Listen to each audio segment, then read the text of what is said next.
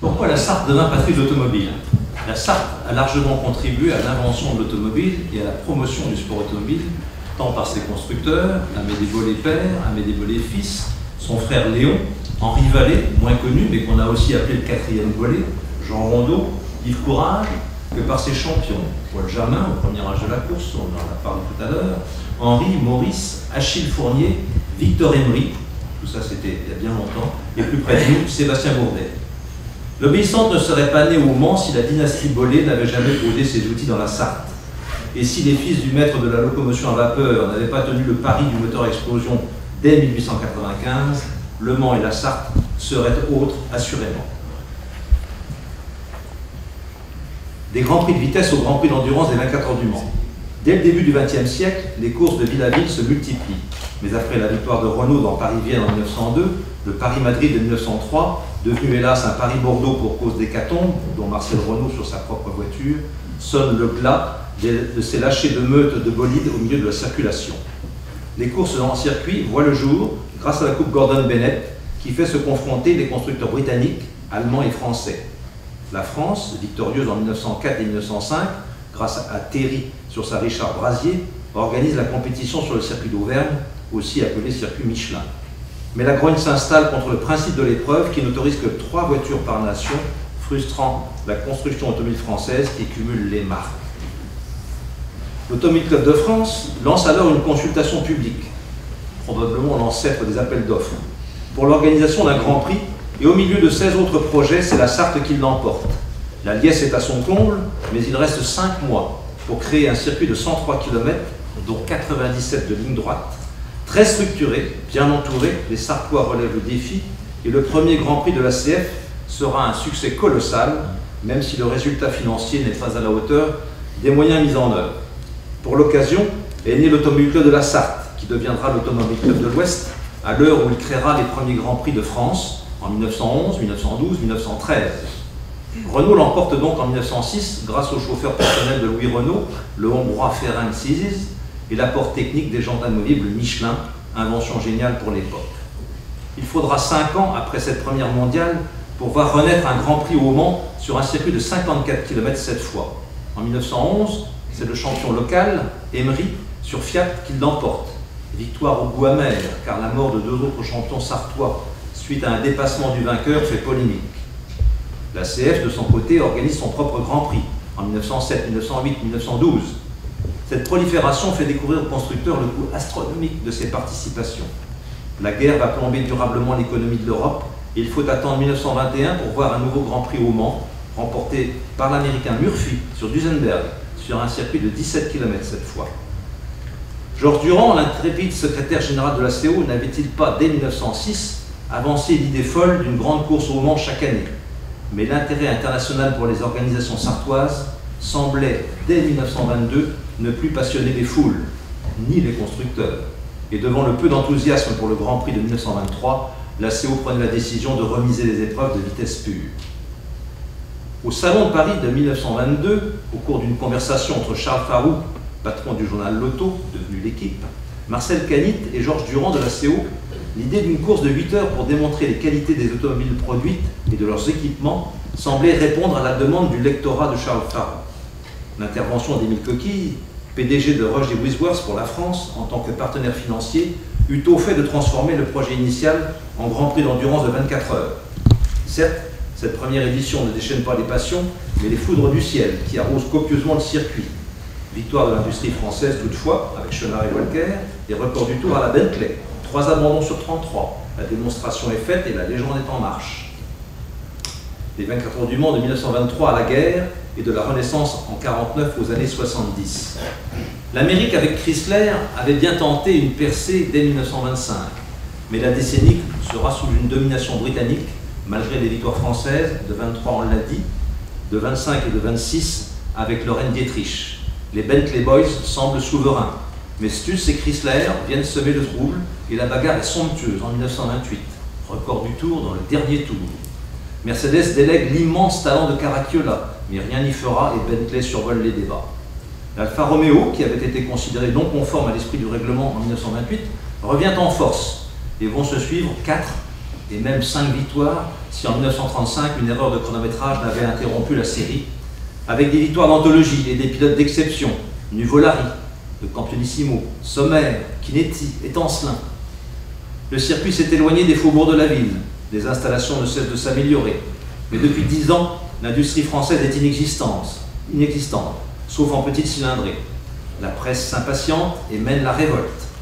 Révolte aussi, mais populaire cette fois, avec le front du même nom, qui obtient les congés payés, mais l'absence des forces de l'ordre, mobilisées pour les grévistes, fait capoter les 24 heures en 36. Qu'importe, la décennie 30 se termine en apothéose, avec les victoires de Bugatti et de La Haye, et d'immenses champions, Wimille, Benoît, Véron. Le bruit de bottes couvre déjà le bruit des moteurs et le circuit bombardé est dépecé pour l'effort de guerre. L'Europe est en ruine, l'économie exsangue, le circuit est un tableau apocalyptique, mais c'est sans connaître l'incroyable volonté des mêmes hommes qui, depuis 1906, ont relevé tous les challenges. Au printemps 49, les 24 heures renaissent dans un circuit flambant neuf, et c'est un spectacle étonnant de voir se mesurer les voitures de nouvelle génération avec celles qui, 10 ans plus tôt, assuraient le spectacle. Ferrari signe la première d'une légendaire série de victoires. L'Europe va pendant 15 ans dominer la course, avec la France, l'Italie, la Grande-Bretagne et l'Allemagne. Certes, Cunningham a traversé l'Atlantique pour tenter l'aventure, mais avec des accessites seulement. La légende se tisse, l'histoire d'hommes, Chinetti, Rosier, Fangio, Hawthorne, Lévesque. La technologie progresse, frein à disque, pneus radio, histoire de marque, Ferrari, Jaguar, Lancia, Alfa Romeo, Mercedes, Aston Martin, et le martyrologe, avec en 1955 ses 80 morts, qui auraient dû signifier la disparition de l'épreuve. Après une suspension du sport automobile de plusieurs mois, la volonté indestructible des Sartois leur permet en 13 mois de raser des installations quasi neuves et de reconstruire une infrastructure exemplaire. L'enthousiasme renaît et la légende revit de plus belles pages encore. C'est l'époque des bolides aux couleurs nationales, aux champions flamboyants, qui alternent les grands prix et les courses d'endurance. Après la décennie 50, qui voit 5 victoires de Jaguar et l'interlude d'Aston Martin, Ferrari saigne ses plus belles années avec des champions d'exception. Olivier Gendebien, Paul Frère, Scarfiotti, Bandini, les frères Rodriguez, Philippe, Hockenrindt. La course est devenue un vecteur avéré de promotion du produit automobile. Les grandes manœuvres pleine terre débutent. Ford, qui veut asseoir une politique commerciale ambitieuse pour s'imposer en Europe avec ses filiales britanniques et allemandes, n'a pas réussi à acheter Ferrari. Et il s'ensuit les heures les plus fabuleuses, à ce jour tout du moins, des 24 heures du Mans. 4 années durant, une pluie de records et de superlatifs s'abat sur l'épreuve. Le rouleau compresseur américain a raison de la vieille Europe, mais à quel prix? Le public ne s'y trompe pas. Et 350 000 spectateurs assistent à la course du siècle, en 1967. L'Europe résiste magnifiquement, offrant des pages d'anthologie. La réponse va venir de Porsche, avec la monstrueuse 917, aux formes inquiétantes, aux moteurs phénoménaux, dont les puissances inavouables procurent des vitesses de 400 km/h. Le pouvoir sportif prend peur et légifère. Tant mieux pour Matra, qui ponctue la décennie 70 par 3 succès consécutifs. Le président Georges Pompidou est venu donner le départ et Jean-Luc Lagardère a tenu sa promesse. Auparavant, Jacques X a renvoyé le départ triplement à l'histoire, ce que le bon sens appelait déjà depuis longtemps. Les 24 heures du Mans de l'ère moderne. Le circuit change au début de la décennie 70 sur les kilomètres précédant les tribunes. Suite à plusieurs drames, puis viennent les chocs pétroliers qui mettent en péril le sport automobile. Il s'ensuit des années en demi-teinte pour l'épreuve. Cela n'enlève rien aux victoires de Porsche qui domine outrageusement la décennie 80 et bâtit un palmarès toujours inégalé. La fable du petit pousset se réédite avec Jean Rondeau, l'enfant du pays qui, en 1980, gagne au volant d'une voiture de sa construction face aux 1200 ingénieurs de chez Porsche. La fréquentation du circuit se ressent, d'années sans suspense, et il faudra attendre le réveil des grands anciens, Jaguar et Mercedes, pour redonner vigueur et tonicité à l'affiche des 24 heures. 2 victoires Jaguar ont ramené 55 000 supporters au Mans, qui demeure la plus grande course britannique au monde. Seul Schumacher est aussi applaudi avec Mercedes, qui remporte une édition 34 ans après de bien sombres souvenirs. Mazda, le plus petit constructeur japonais, qui a domestiqué la technologie du moteur rotatif, l'emporte par surprise au début de la décennie 90. Il sera mouvementé.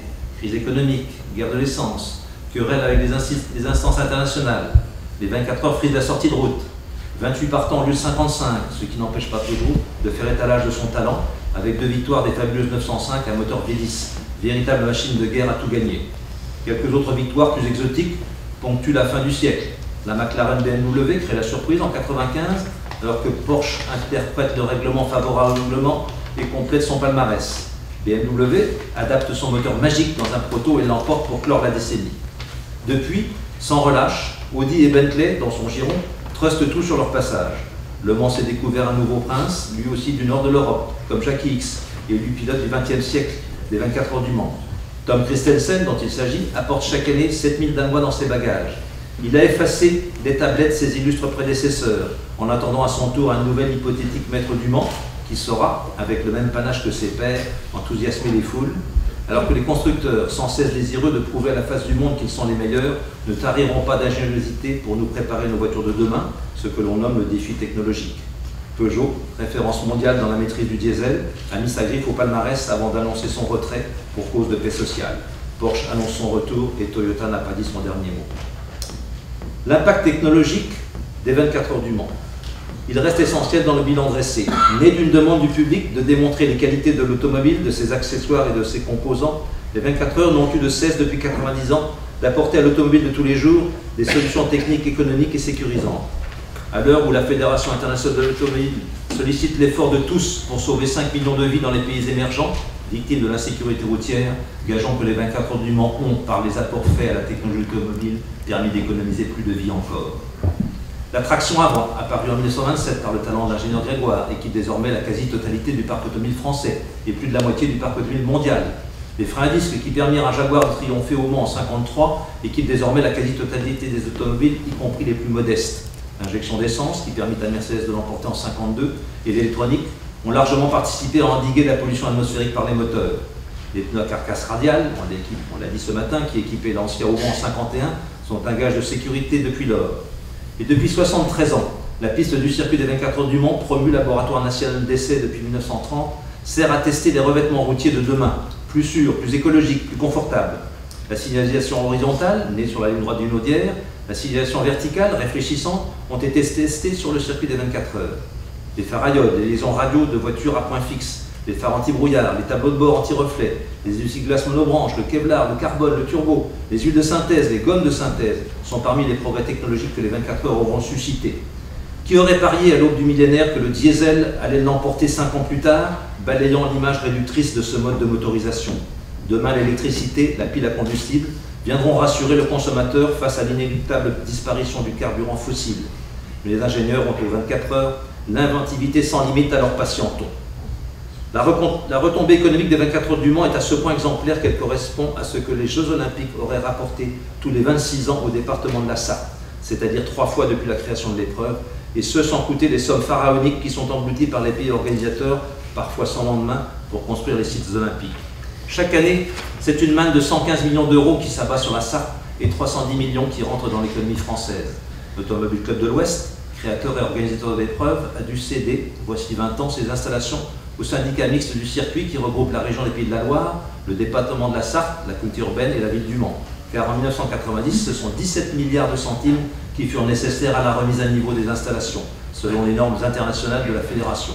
Stands, tribunes, salles de presse, tour de contrôle, centre médical, sans oublier les 2 ralentisseurs de la ligne droite du Naudière destinés à effacer les 405 km/h atteints en 1988 par la WM Peugeot. Désormais, lorsque les collectivités investissent 1 euro, elles en reçoivent 15 en retombées économiques. La CO, par son loyer des installations au syndicat du circuit des 24 heures, rembourse chaque année les annuités des emprunts et des intérêts. Depuis 20 ans, l'ensemble des installations du circuit a été rénové pour plusieurs dizaines de millions d'euros et un vaste plan de mise à niveau annuel a été programmé. L'intérêt supérieur du territoire a gommé les clivages politiques locaux et compte tenu de l'équilibre plus que satisfaisant, on ne change pas une équipe qui gagne. L'avenir est confiant, même si on demeure vigilant. La dimension humaine des 24 heures du Mans. La représentation des 24 heures est de 30% de Sartois, 50% Français hors Sarthe, dont 50% dans un rayon de 400 km et 18% d'étrangers. Les femmes et les hommes qui ont écrit les pages des 24 heures ont tous été, à des degrés divers, des acteurs d'une formidable aventure humaine.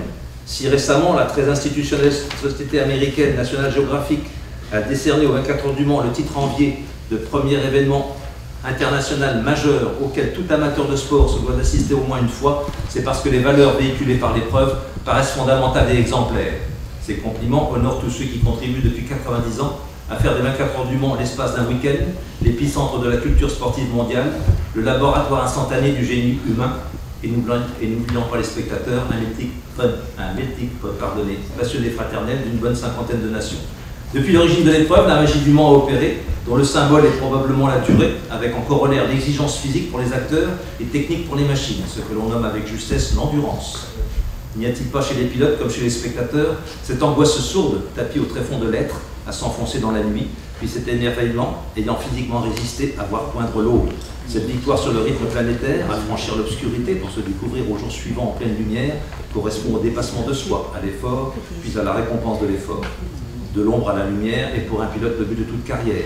Une victoire au Mans constitue pour un champion l'aboutissement de son rêve, l'accomplissement d'un parcours difficile, dangereux, physiquement, mentalement, financièrement, médiatiquement.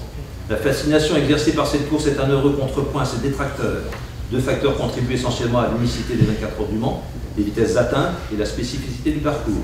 Circuit éphémère, puisqu'utilisé une fois l'an, mais chargé d'histoire, le tracé Manceau représente un défi inouï pour les machines et pour les hommes. Seuls les ordinateurs permettent désormais la simulation mécanique, mais pour les hommes, c'est à chaque fois la même magie, la même griserie qui vous accapare, vous absorbe, vous malaxe et vous façonne. Personne ne repart des 24 heures du Mans indemne. Le champion malheureux ne rêve que d'y revenir, à la conquête du Graal. Le spectateur, lui, rêve de connaître de nouveau l'aube blafarde sur la Pinède, ayant vaincu la circumrévolution. Alors, acteur de cette pièce en 90 actes, prenons rendez-vous pour le centenaire, à portée de main, et gageons que d'ici là écloront de nouveaux talents, de ces belles personnes dont l'histoire du Mans regorge, et qui sont de si parfaits exemples pour un monde qui se cherche sans répit de nouveaux du stade.